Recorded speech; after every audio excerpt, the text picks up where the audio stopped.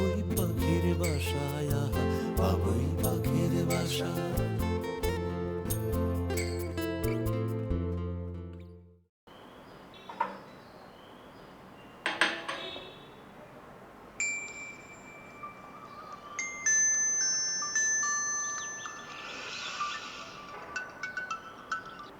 হ্যাঁ, সীমানা বল। এই ছোট ভাই, তুই কোথায় রে? কেন, এই তো বাসার আশেপাশেই। আচ্ছা শোন, তুই যদি বাসার আশেপাশে থাকিস তাহলে এক্ষুনি বাসায় চলে আয়। আজকে আমরা সবাই মিলে অনেক মজা করব। মানে হঠাৎ তোর সবাইকে নিয়ে মজা করতে ইচ্ছে করছে কেন? আরে একটু আগে আমার লামিয়ার সাথে কথা হয়েছে। ও বলল ভাইয়া আজকে ওকে বিয়ে করে বাসায় নিয়ে আসে। আর এর মধ্যে এত বড় একটা ইভেন্ট, ভাবি কেন যেন রুমের ভিতরে দরজা বন্ধ করে বসে আছে। আমি বুঝলামই না। ভাবির মনে হয় কোনো কারণে মনটা একটু খারাপ, কিন্তু আমাদের তো বসে থাকলে হবে না, তাই না? যে বিয়েটা এতদিন করে হয় হয় করে হচ্ছিল না, সেটা আজকে ফাইনালি হচ্ছে। অনেক বড় একটা ঘটনা না এটা, বল তুই? সীমানা, তুই ফোনটা রাখ, আমি আসছি। আচ্ছা, তুই কি আসার সময় প্রেরণাকে একটু নিয়ে আসতে পারবি? আরে প্রেরণাকে আমি কোথায় পাবো এখন? না মানে ভাবি তো অ্যাক্টিভ না, ভাবি অ্যাক্টিভ থাকলে কাউকে আসা লাগতো না। আর শোন না ভাইয়া, আজকে মনে হলো আমি আর ভাই ভাবিও বিয়েটা মেনে নিয়ে আমাদের বাসায় আসতে পারে। সো বাসে তো অনেক কাজ, তাই না? আর বাসর ঘরটাও তো সাজাতে হবে। সীমানা, ফোনটা রাখ, আমি আসি, তারপরে কথা বলবো, ওকে? আচ্ছা ঠিক আছে।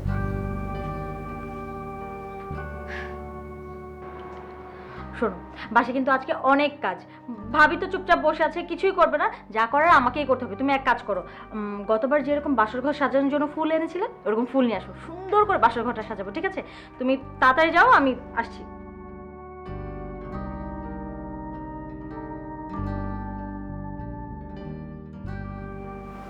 কি বলো? আরে সীমা, মানে ও খুব স্বাভাবিক গলায়, স্বাভাবিক ভঙ্গিতে খুবই অস্বাভাবিক এবং ভয়ঙ্কর কথা বলছে। কি বললো? ও বলছে লামিয়া নাকি ওকে ফোন দিয়ে বলেছে মেজো ভাই আর ও নাকি আজকে বিয়ে করবে, বিশাল আয়োজন করতে হবে, মজা করতে হবে, এইসব কথাবার্তা বলছে। আমার মনে হয় আপনার এক্ষুনি বাড়ি যাওয়া উচিত।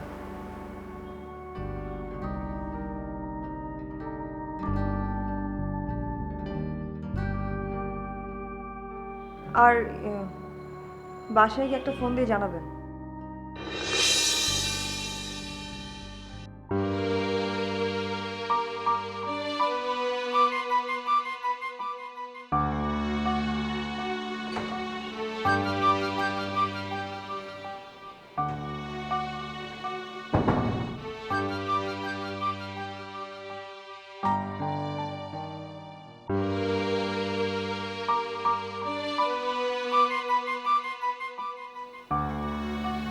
কি ব্যাপার?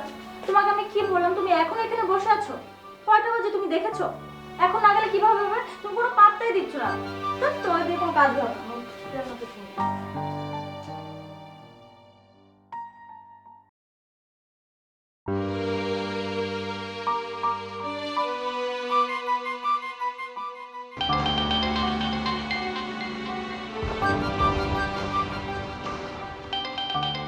প্রেরণা, প্রেরণা,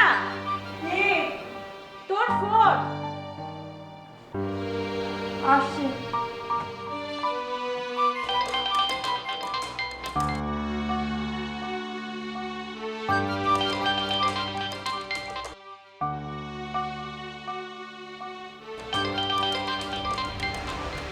কি ফোন যেখানে সেখানে রেখে চলে যাস কেন?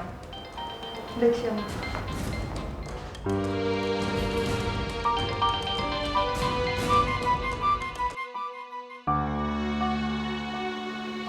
হ্যালো, প্রেরণা, তুমি কোথায় এখন? আমি আমার কোথায় থাকবো? আমি বাসায়। তোমাকে না বললাম তোমার বরকে নিয়ে আমাদের বাসায় আসতে? তুমি যে কি বলো না প্রেরণা, আমি কিভাবে তোমাদের বাসায় আসবো? এখন তো উল্টা তোমাকেই আমাদের বাসায় আসতে হবে।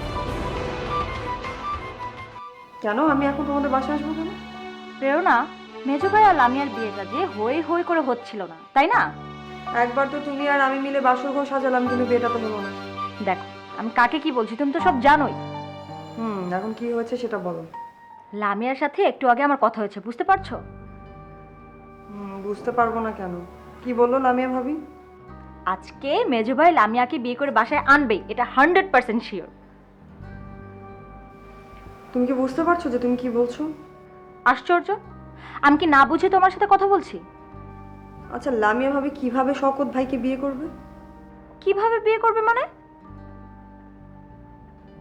মানুষ কিভাবে বিয়ে করে তুমি জানো না? কি করে জানবো আমি? আমার তো তোমার মতো বিয়ে হয়নি। তুমি আসলে একটা ফালতু মেয়ে, আমি অযথাই তোমার সাথে কথা বলছি। সীমানা, হ্যালো। সরি ভাই সরি, আমার না তোমাকে ফোন দেওয়াটা ভুল হয়ে গেছে। যত সব।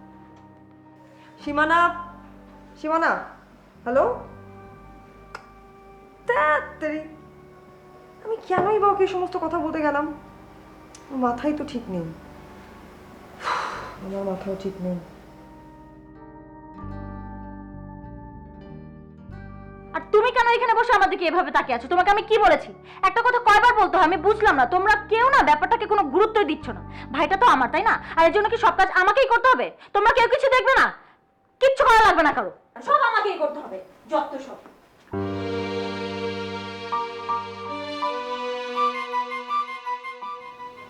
সাম্য ভাইকে একটা কল দিই।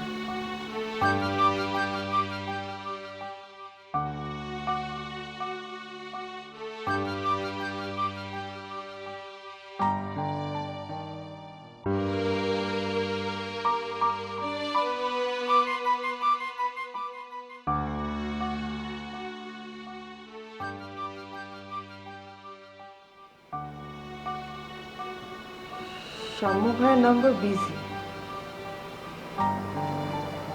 বিজি কেন?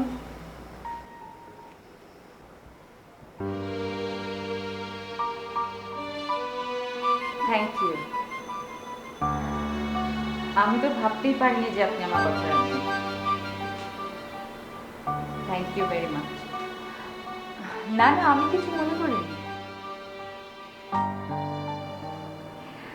আমি এতটুকু বুঝবো না? না বোঝার তো কোনো কারণ নেই।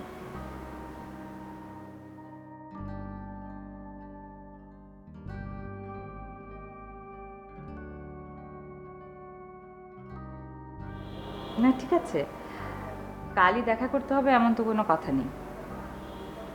আপনি আগে আপনার ফ্যামিলি প্রবলেমটা সলভ করেন, তারপর না হয় দেখা করব।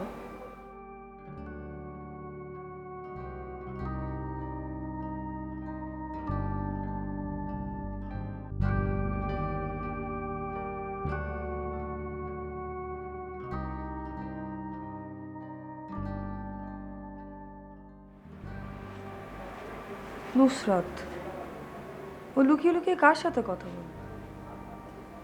হ্যাঁ, কথা বলার মানুষ থাকতেই পারে, কিন্তু আমার কাছে কেন লুকোচ্ছে? আর আমি যতদূর জানি ও কথা বলার কোনো মানুষ নেই। তাহলে তাহলে কি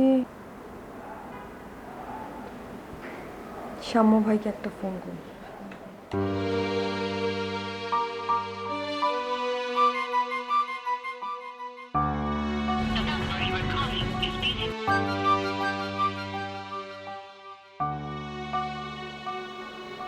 এখনো নাম্বার বিজি? এখনো নাম্বার বিজি কেন? কার সাথে কথা বলছে? তার মানে কি শ্যাম্য ভাই ও না কথা বলতেই পারে। ধুর, আমি কেন যে এগুলো নিয়ে ভাবছি। ঠিক আছে, রাখছি, বাই।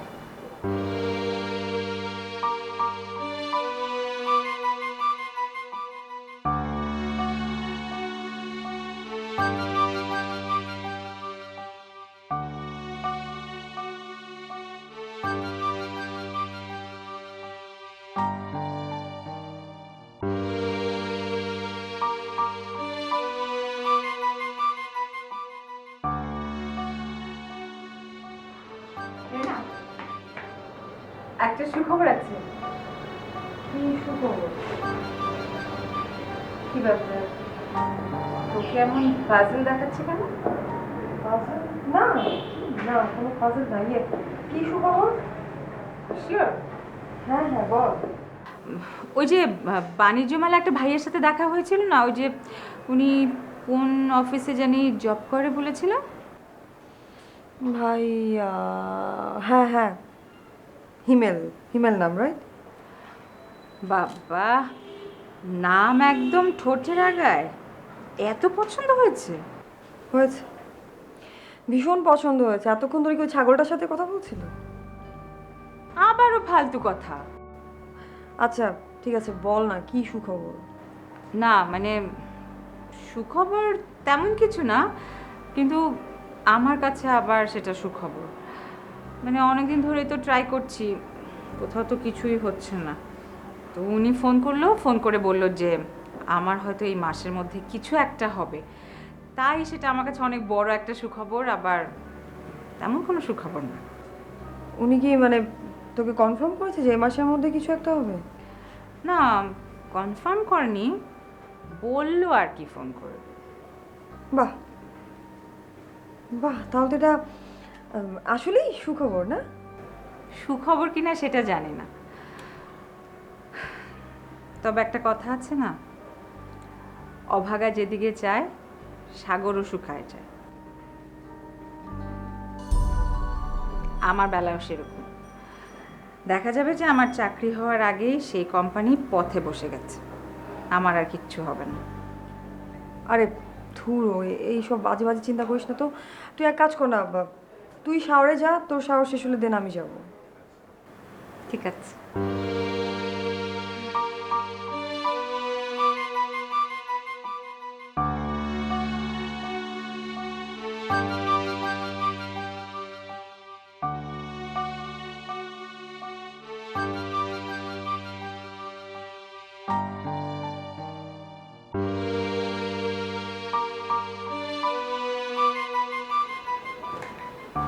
জাস্ট আজব, আজব আমি একটা। মানে কোনো কিছু না জেনে খালি খালি সন্দেহ করলাম। সন্দেহ করে কি হলো? খেলাম না একটা ধরা। Thanks god.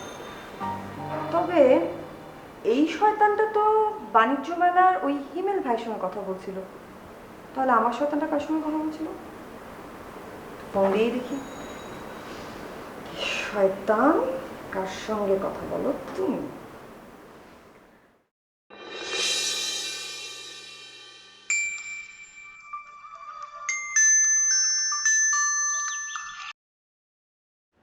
হ্যাঁ প্রেরণা, বলো। বাসায় পৌঁছেছেন? আর বলো না, ভাল লাগছে না কিছুই। মন চাচ্ছে ফোন টোন ছুঁড়ে ফেলে দিয়ে দূরে কোথাও চলে যাই। কেন, আবার কি হলো? আর বলো না, যাচ্ছিলাম বাসায়, এর মধ্যে ভাবি ফোন দিয়ে বললো লামিয়াকে ফোন দিতে। লামিয়ার সঙ্গে কথা বললাম, বললো বিশ্বাস না হলে পার্কে এসে দেখে যেতে, সে নাকি মেজো ভাইয়ের সঙ্গে বসে আছে। তুমি কি বুঝতে পারছো কি কথাটা বলেছে? লামিয়া ভাবি শওকত ভাইয়ের সঙ্গে বসে আছে, এটা কি আপনি বিশ্বাস করছেন? আরে আমার কি সীমানার মতো মাথা খারাপ হয়েছে নাকি যে সব বোগাস কথা বিশ্বাস করব? তাহলে কেন যাচ্ছেন ওইখানে? ওর দুই গালে চড় দিয়ে মাথা থেকে ভূত নামাতে যাচ্ছি, কারণ ওর ভূত না ছাড়লে তো সীমানার ভূতও ছাড়বে না। আপনাকে নিয়ে আমি না আর পারলাম না, কেন বাজে কথা বলেন বারবার।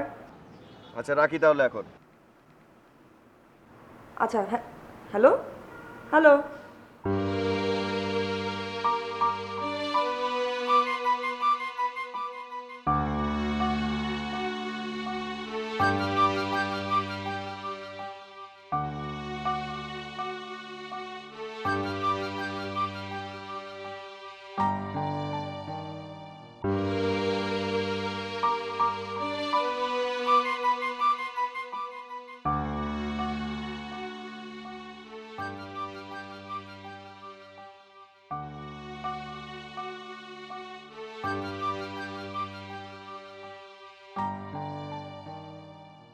হ্যালো লামিয়া, আমি সাম্য, তুমি কোথায়? তুমি কি চলে এসেছো? হ্যাঁ, তুমি যেখানে আসতে বলেছো আমি সেখানে দাঁড়িয়ে আছি। কই, তোমাকে তো দেখতে পাচ্ছি না। আরে তুমি আমাকে যেখানে আসতে বলেছো আমি তো সেখানেই এসেছি। কই, আমরা তো তোমাকে দেখতে পাচ্ছি না। লামিয়া, আমি কিন্তু তুমি যেখানটাতে আসতে বলেছো সেখানটাতেই আছি। তুমি যদি সেখানেই থাকো তাহলে তোমাকে দেখতে পাবো না কেন? আচ্ছা ফালতু কথা কেন বলছো লামিয়া? আমি তো বলেছি আমি এসেছি, না আসলে কেন বলবো শুধু শুধু এসেছি? বিশ্বাস কি? হতেও পারে তোমাকে কোনো বিশ্বাস নেই, লামিয়া, আমার কিন্তু মেজাজ খারাপ হচ্ছে। আই, তোমার মেজাজ খারাপ হলে আমার কি? আমাকে তুমি তোমার মেজাজ খারাপের কথা শোনাচ্ছ কেন? আমি কি তোমার মেজাজ খারাপের পরোয়া করি? আচ্ছা লামিয়া শোনো। না, আমি শুনবো না। তোমার কোন সাহসে তুমি আমার উপর মেজাজ দেখাও? সরি, আসলে আমি প্রচন্ড রোদের মধ্যে হেঁটে এসেছি তো, সেজন্য মাথা ঠিক ছিল না, এখনো রোদের মধ্যে দাঁড়িয়ে আছি। আমার সাথে কথা বলার আগে তাহলে নিজের মাথাটা ঠিক করে নিয়ে আসবে। নষ্ট মাথা নিয়ে আমার সাথে কথা বলতে আসবে না। আচ্ছা আচ্ছা ঠিক আছে, তোমার সব কথাই মেনে নিলাম। এখন কি তুমি আমাকে বলবে যে তুমি সবাইকে কেন এই ধরনের কথা বলে বেড়াচ্ছ যে মেজু ভাই তোমার সঙ্গে আছে, তুমি মেজু ভাইকে বিয়ে করতে যাচ্ছ? আশ্চর্য তো! এখন কিন্তু তুমি আমার মেজাজ খারাপ করছো। আমি আর শওকত একসঙ্গে আছি বলেই সবাইকে বলে বেড়াচ্ছি যে আমরা দুজন একসাথে আছি। আমি আর শওকত আজকে বিয়ে করব বলেই সবাইকে বলে বেড়াচ্ছি যে আজকে আমরা বিয়ে করব। তুমি আর মেজু ভাই একসঙ্গে আছো?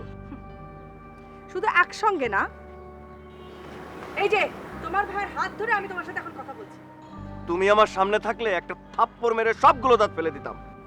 আই আই, কি বললে তুমি? কেন, বুঝতে অসুবিধা হচ্ছে? তোমার এত বড় সাহস!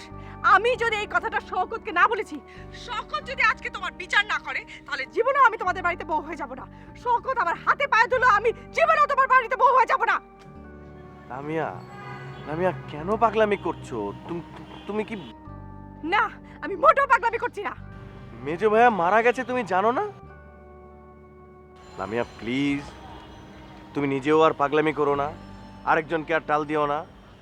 তোমার সামনে না মেজো ভাইয়ের লাশ নিয়ে গোরস্থানে গেলাম কবর দিতে। আই, একদম মিথ্যে কথা বলবে না।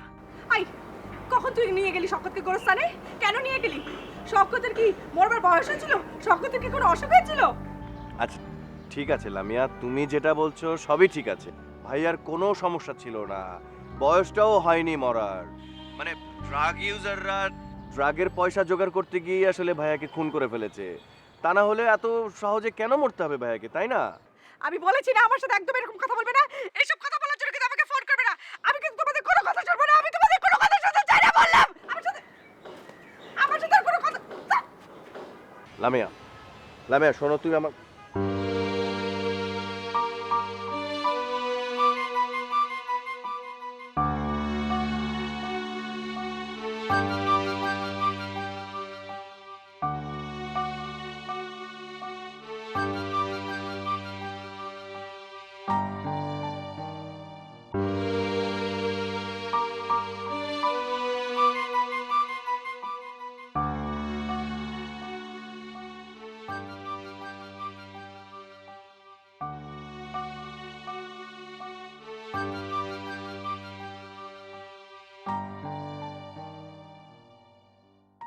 এই যে ভাই, আপনি আপনি এই দেশের নাগরিক না? জি। আচ্ছা আপনি বলেন তো, একজন 28-29 বছর বয়সের ছেলে দিনরাত কষ্ট করছে, পরিশ্রম করে স্বপ্ন দেখছে যেন সে তার ভালোবাসার মানুষটাকে নিয়ে সংসার করতে পারে। এইরকম একটা ছেলেকে হঠাৎ করে একদিন একজন খুন করে ফেললো। আপনি বলেন তো, এই খুনটা অন্যায় হয় নাই? খুনটা অন্যায় হয়েছে না বলেন আপনি? জি অন্যায়। এই যে ভাই, আপনি একদম ঠিক বলেছেন। আপনি বুঝতে পেরেছেন যেটা একটা অন্যায়। এরকম তো হতে পারে না। চলেন, আপনি আর আমি আর কাউকে লাগবে না, আমরা দুজনে মিলে এই খুনের অন্যায়ের প্রতিবাদ জানাতে শহীদ মিনারে গিয়ে দাঁড়িয়ে থাকবো। আমাদের এই অন্যায়ের প্রতিবাদ চাইতেই হবে। আপনি আমার একটু কাজ আছে। না না, আপনি বুঝেন, আপনি বুঝেন আমার ভাই। ভাই শুনেন না ভাই।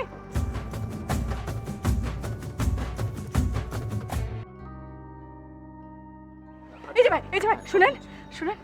একজন ইয়াং ছেলে, হ্যাঁ, সন্ধ্যার সময় বাড়ি ফিরছিল। তার মা তার জন্য অপেক্ষা করছিল। এই সময় রাস্তায় দুইটা অ্যাডিক্টেড ছেলে ড্রাগের জন্য ওই ছেলেটাকে খুন করে ফেললো চাকু মেরে। আপনি বলেন তো এর জন্য দায়ী কে?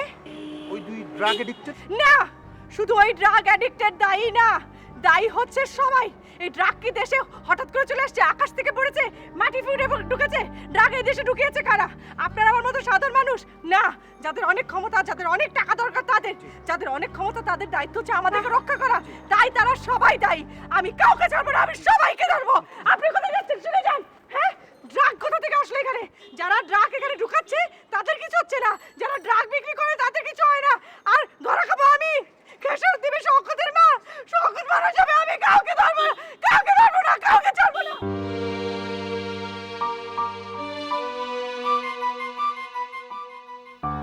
আসসালামু আলাইকুম ভাইয়া। ওয়ালাইকুম আসসালাম। বাসার অবস্থা তো বুঝতেই পারছো, হ্যাঁ ভাইয়া, সীমানা তো এখনো স্বাভাবিক হতে পারছে না। সীমানা কোথায়? ও মার ঘরে। ও, তুমি বসো, আমি সীমানার সঙ্গে একটু দেখা করি। হ্যাঁ, চলো। শোনো, ওকে একদম ইমোশনাল হতে দেবে না। এটা কি আর বলে কয়ে হয়? ইমোশন এটাকে কি ঠেকানো যায়? আমি নিজেকে কন্ট্রোল করতে পারি? শপথ এমন একটা ছেলে, তুমি জানো। আমি তো শপথের ভাই, সীমানা শপথের আপন বোন। আরে শওকতকে মানে যারা একবার চিনতো, মানে ও যে ফ্যাক্টরিগুলোতে অ্যাক্সেসরিজ সাপ্লাই দিত, সেরকম 3 জন ওনার এসে আমাকে অফিসে বুকে জাপটে ধরে কান্নাকাটি করেছে। শওকতকে যারা চিনতো তারা ওকে অনেকদিন মিস করবে। ওকে ভোলাটা এত সহজ হবে না কারোর জন্যে। আরে শওকত তো ছিল একটা প্রাণের ছেলে, সবসময় আনন্দ ফুর্তিতে মাতিয়ে রাখতো সবাইকে। আমাদের সংসারের প্রাণ ছিল শওকত। শফিক, তুমি যদি এরকম কথা বলো তাহলে তো সীমানার মনটা আরো ভেঙে যাবে। মন ভেঙে গিয়ে আবার ঠিক হবে? এসো। বসো তুমি।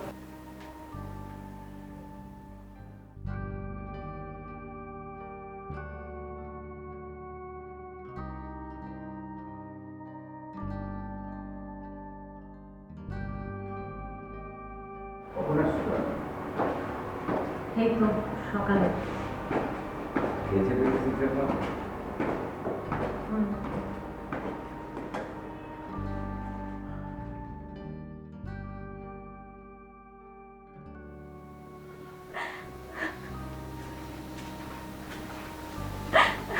সীমানা, সফি কে আছে?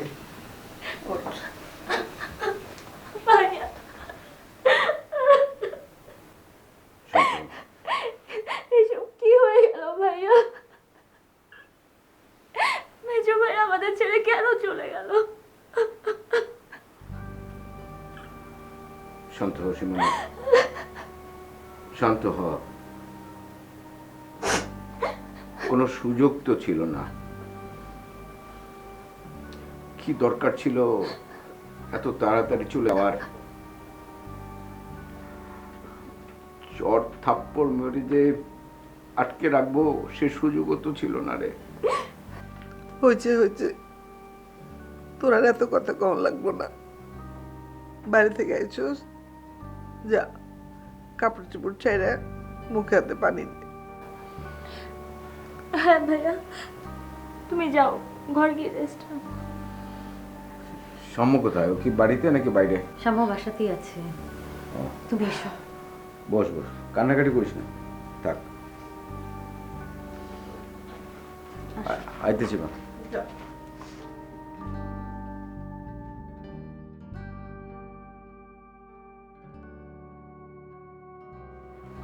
এই সম্ভ, কি তুই কি বাসায় সবাই গম্ভীর হয়ে বসে আছে? একটা মানুষ আসবে চলে যাবে পৃথিবীতে, এটাই হচ্ছে পৃথিবীর নিয়ম। তাই বলে কি সবার মন খারাপ করে বসে থাকলে হবে নাকি? তো কি করতে বলো এখন? কি করতে হবে মানে? একটা গান টান ধর, অনেকদিন তোর গান শুনি না, একটা গান গা। ঠিক আছে, তুমি তাহলে ফ্রেশ হয়ে নাও, আমি ওপরে গিয়ে শুরু করছি। হ্যাঁ গা।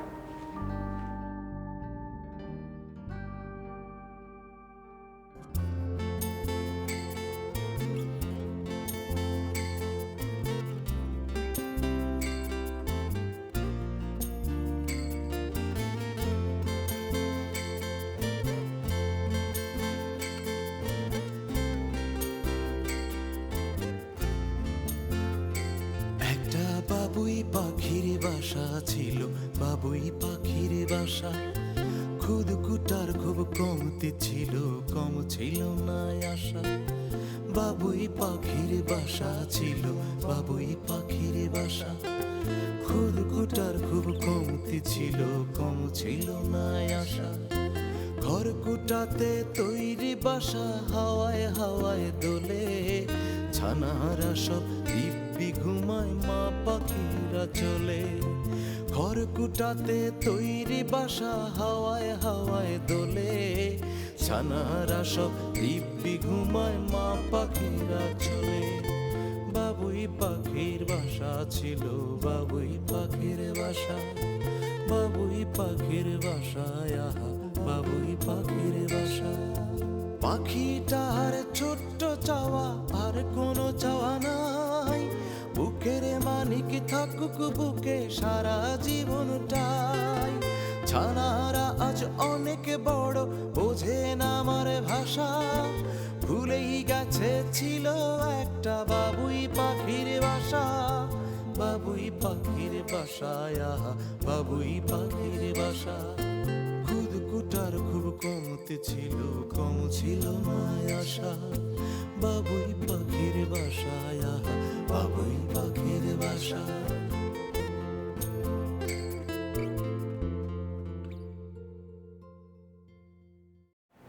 কিছু লাগলে আমাকে দেখ, আমি সামর ঘরে আছি।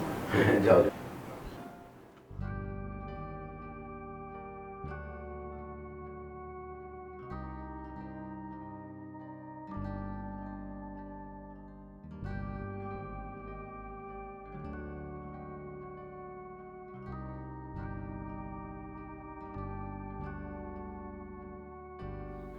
হ্যালো, কেমন আছো তুমি? একটুও ভালো নেই। কেন? আপনি বুঝতে পারছেন না কেন? আর তুমি তো জানো আমার অবস্থা। আপনি আমার অবস্থা জানেন না। আমি কাল সকালে অফিসে গিয়ে তোমাকে কল করব। আপনি কি এখন একটুও কথা বলতে পারবেন না? বাসায় কথা বলার মতো পরিস্থিতি থাকলে কথা তো বলতামই তনু। বাসায় তো কথা বলার মতো পরিস্থিতি নেই। আমি আপনাকে কতবার কল দিয়েছি, আপনি কি একবারও দেখেননি? আরে দেখেছি বলেই তো এখন কল ব্যাক করলাম। আমি গত 2 ঘন্টা যাবত ফোন দিয়ে যাচ্ছি, আর আপনি এতক্ষণে দেখলেন? আরে আমি তো সেল ফোনের কাছে ছিলাম না। তুমি কেন বিষয়টা বুঝতে পারছো না? আমাদের বাসায় কেউ তো স্বাভাবিক নেই, সবাই অসুস্থ। আমি নিজে সুস্থ ছিলাম না। আমি যে হসপিটালে ছিলাম তুমি তো আমার পাশেই ছিলে, তুমি তো জানোই। এখন এই পরিস্থিতিতে কথা কি বলা যায় বলো? আমার কথাগুলো আপনাকে শুনতে হবে। তনু, এখন আমি কোনো কথা শোনার অবস্থায় নেই। আমি এত কিছু বুঝি না, আমার কথা আপনাকে এখন শুনতেই হবে। তনু, কাল সমস্ত কথা শুনবো আমি তোমার। কাল কেন? এখন শুনতে পারবেন না? প্রবলেম আছে তনু, প্রবলেম আছে। না, আমার কথাগুলো এখনই বলতে হবে। আমি অনেক বড় প্রবলেমের মধ্যে আছি। তুমি না আমার সিচুয়েশনটা বুঝতেই পারছো না। হ্যালো,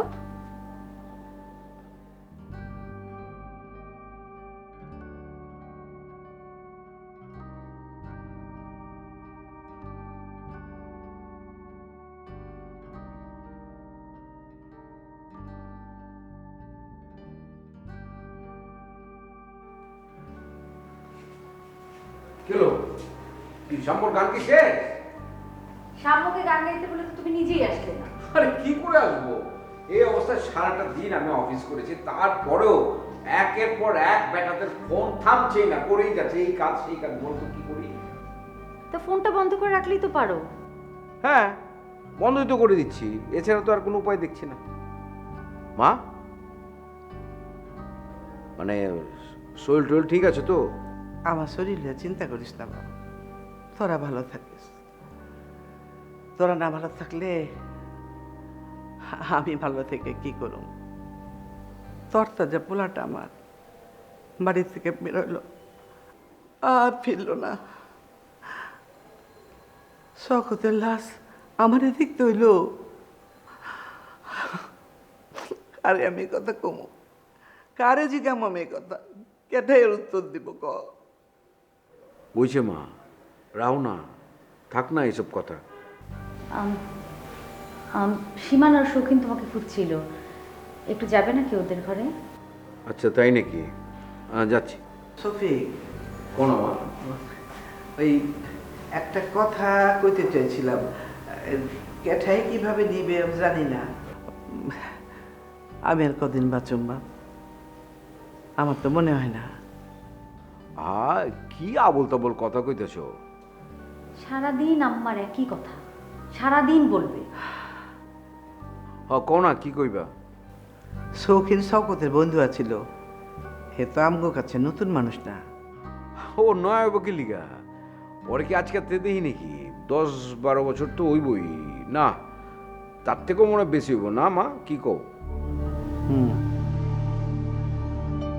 ঢাকা শহরে আছে বহুত দিন ধইরা, থাকলে কি হইব? থাকতো তো খালা খালুর কাছে, এখন তো খালা খালু নাই, গেছে গে ঢাকা ছাইরা, আর মেসেই থাকে। ওনার মেসে থাকবো কি লিগা? বিয়া করছে না, বিয়া করে বউলো একে মেসে গিয়ে উঠবো নাকি? এটা কোনো কথা? এখানেই থাকুক, অসুবিধা কি আমগো বাড়িতে? এই কথাটা তো আমি কইতে চাইছিলাম। ধরো এই কথা আবার তোমার আমার কোন লাগবো নাকি? এটা তো এমনি হইব, অটোমেটিক, বুঝছো? চিন্তা করো না, এমনি যাও না, মাকে নিয়ে যাও। আম্মা চলেন।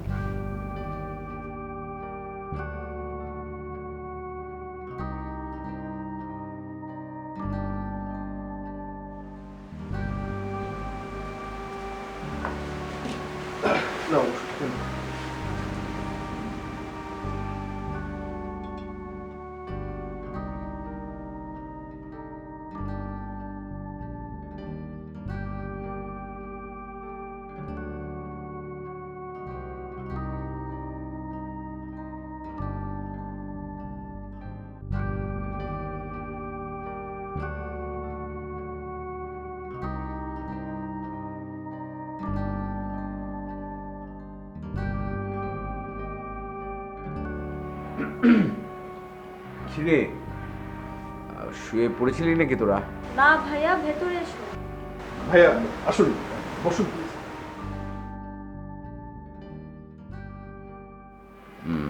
না রে, আর কি বসবো, মানে বাড়িতে সবারই বুঝতেই পারছিস মন টন খুবই খারাপ।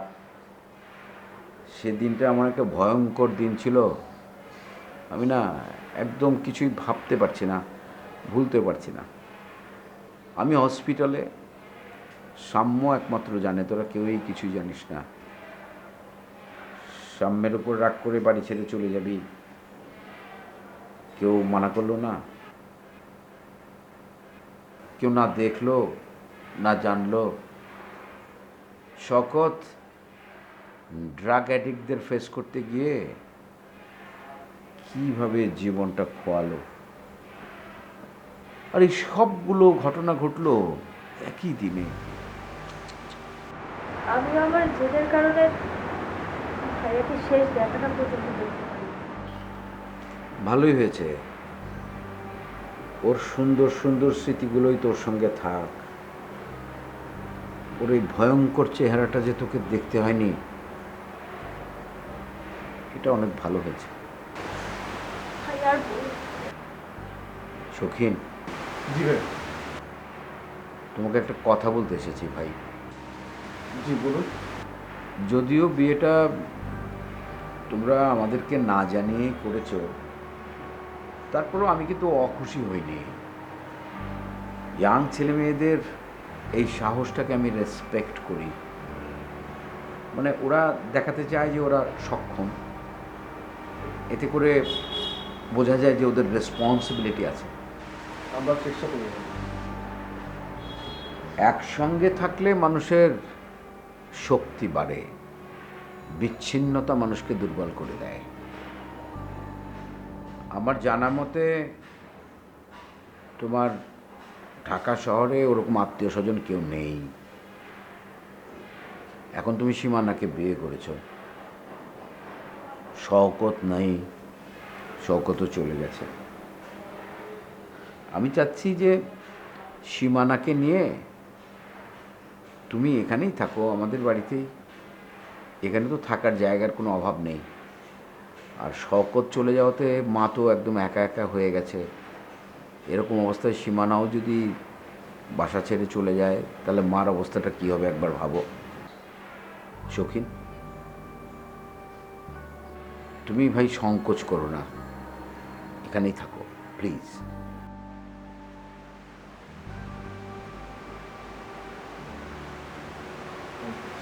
ঠিক আছে। সীমানা, আমি তাহলে উঠি রে। হ্যাঁ, তো ভাইয়া, আমাদের থাকার ব্যাপারটা ছোট ভাইয়া আর বাকিরা কিভাবে নিবে?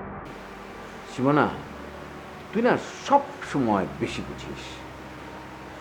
চট দিয়ে না তোর দাঁত ফেলে দেওয়া উচিত। সবসময় ফালতু কথা, ফালতু চিন্তা।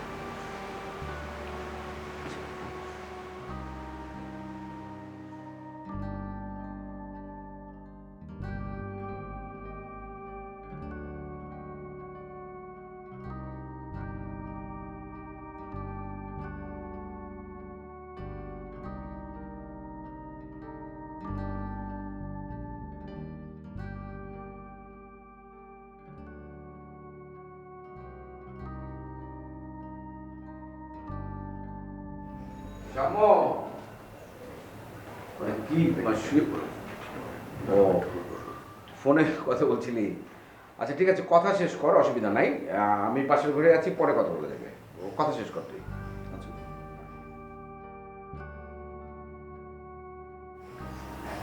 হ্যালো। না মানে বলছিলাম সারাদিন বাসায় বসে বসে কি করে? কি আর করব, বসে থাকা ছাড়া তো আর কোনো কাজ নেই। মা আর সীমানা কেমন আছে ওরা? এখন একটু স্বাভাবিক। ভাইয়া এসে ওকে গান করতে বললো, সবাই আসলো আমার রুমে, আমি গান করলাম। তাই নাকি? তাহলে আমাকে একটা ফোন দিলেন না কেন? আমিও চলে আসতাম।